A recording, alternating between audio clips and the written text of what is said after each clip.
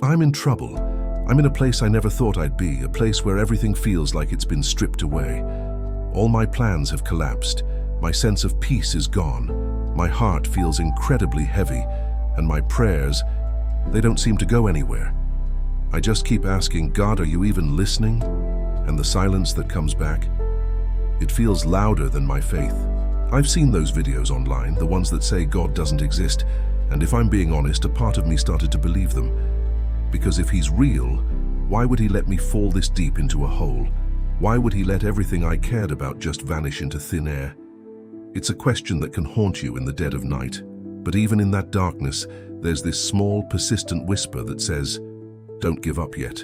It's a quiet voice, but it's there. And it makes me wonder, maybe this darkness isn't a punishment, maybe it's a process. Maybe this is the place where God starts rebuilding you from the ground up, with a foundation that can't be shaken. Sometimes, before God can build something new and lasting in your life, he first has to strip away everything that's fake, everything that's fragile, everything that was quietly holding you back or even destroying you without you realizing it. He doesn't ruin your life. He removes what could never hold the weight of what he is preparing for you. Think about it. Maybe that's why certain people walked away from your life. Maybe that's why those doors you were knocking on slammed shut. Maybe that's why your heart had to break. Because sometimes God says no, or sometimes he says nothing at all, not because he doesn't care, but because he's really saying, wait, I'm rebuilding you for something better. In the Bible, we read about Job. He lost everything, his wealth, his health, his family. It wasn't because God had forgotten him.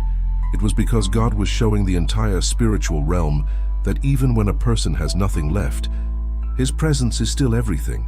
And when Job came out of that intense season of darkness, God restored him with double what he had before. His story teaches us that our lowest points are not the end of our story. You see, doubt isn't the opposite of faith. In many ways, it's a part of the journey of faith. Doubt means you're still wrestling, you're still searching for answers. And searching means your spirit is still alive, still reaching for something more. God can handle your questions. He is not offended when you cry out and say, I don't feel you right now. Because real, authentic faith isn't about pretending to believe when you feel nothing. It is about choosing to trust even when you can, to see a single thing in front of you. Those videos that claim God isn't real, they might offer some clever explanations, but they can't heal a broken heart. They can give you reasons, but they can't give you lasting peace.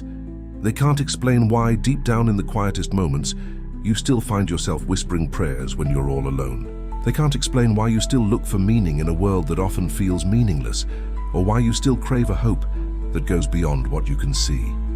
That deep, inner longing. That's your spirit reaching out for the one who made it. So, what if the silence you're experiencing isn't rejection at all? What if it's actually protection? Maybe God isn't ignoring you. Maybe he's preparing you. Think about it. If he gave you everything you asked for right this second, it might break you before you're strong enough to carry it. The weight of the blessing could be too much. So, he lets you sit in the quiet, not to hurt you, but to grow you. This silence is a teacher. It teaches you trust when all you have is his word.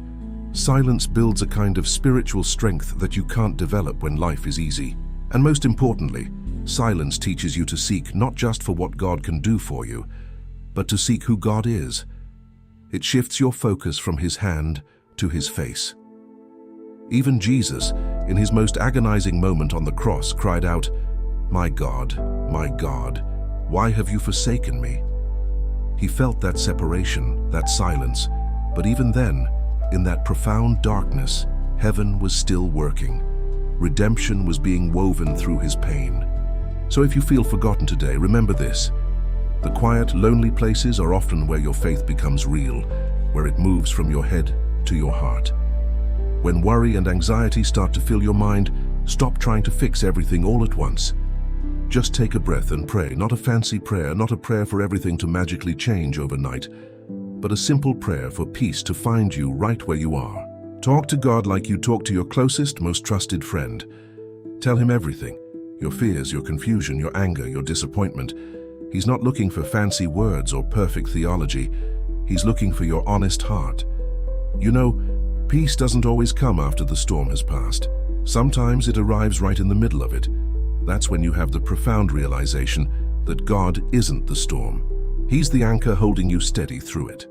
So should you keep trusting that God exists even when it's hard? Yes, 1,000 times yes.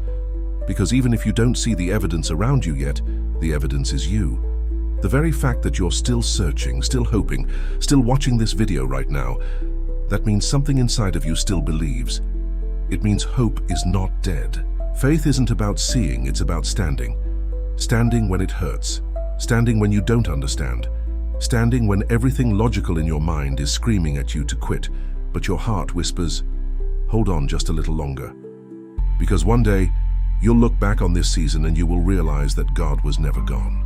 He was right there with you the whole time, shaping you, refining you, and turning your greatest pain into your greatest purpose.